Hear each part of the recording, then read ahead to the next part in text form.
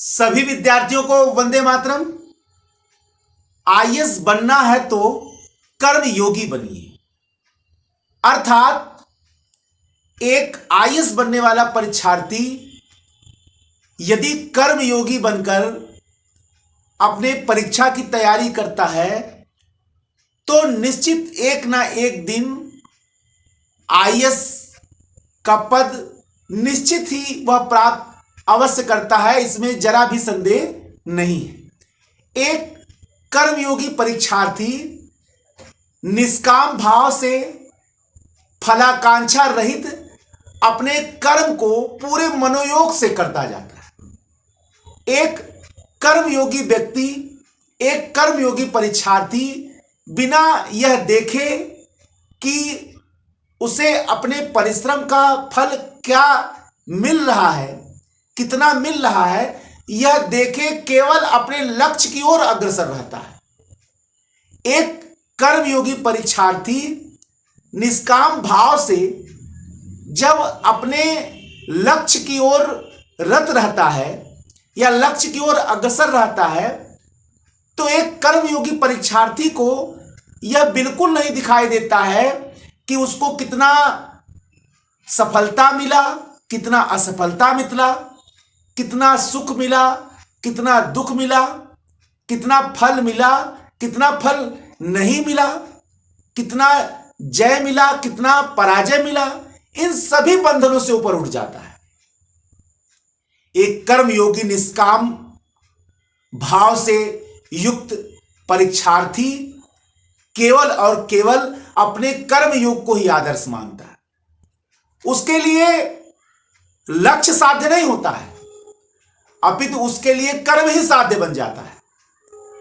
एक निष्काम भाव से फलाकांक्षा रहित, निष्काम भाव से युक्त फलाकांक्षा रहित विद्यार्थी जय पराजय, लाभ हानि, जीवन मरण, सुख दुख, हार जीत, इन तमाम बंधनों से ऊपर उठ जाता है और केवल अपने लक्ष्य की ओर अग्रसर हो जाता है।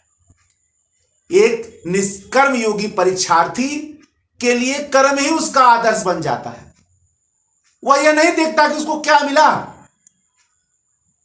वह तो कर्म के विजय रथ पर सवार होकर परीक्षा के मैदान में कूद पड़ता है। वह अपने कर्म रथ पर सवार होकर परीक्षा के मैदान में कूद पड़ता है और एक न एक दिन सफल होकर ही लौटता है।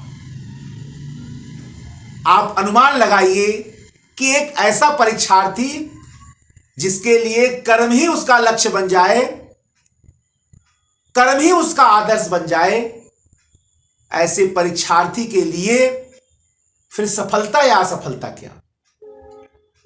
वह तो कर्म को लक्ष्य मानकर ही अपना काम करता चला जा रहा। वो ये देख ही नहीं रहा है कि उसको कर्म का फल कितना मिला। वह तो यह देख रहा है कि सफलता के मार्ग में अभी उसको और कितना कर्म करना है।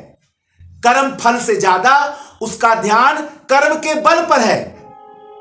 और वास्तव में आईएएस की परीक्षा में वही दुर्जेय योद्धा सफल हो सकते हैं, वही दुर्जेय विद्यार्थी सफल हो सकते हैं जिनको कर्म फल पर ध्यान ना हो बल्कि कर्म के बल पर ध्यान हो।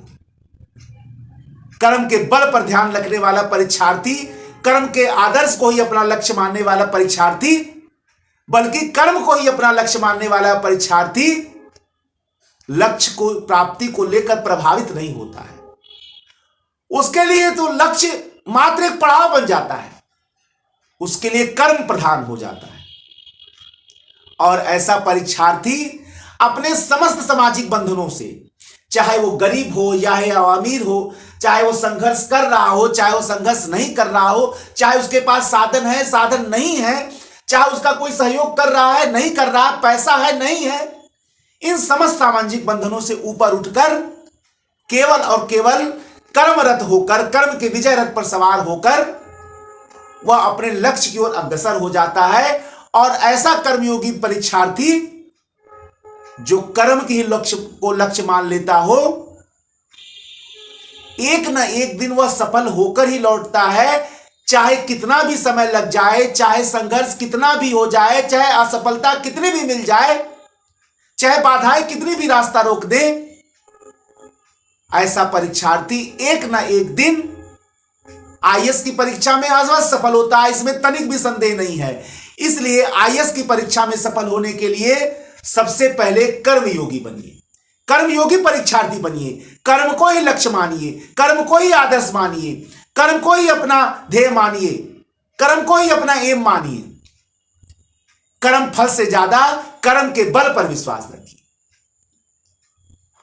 आकांक्षा से ज्यादा कर्म पर विश्वास रखिए।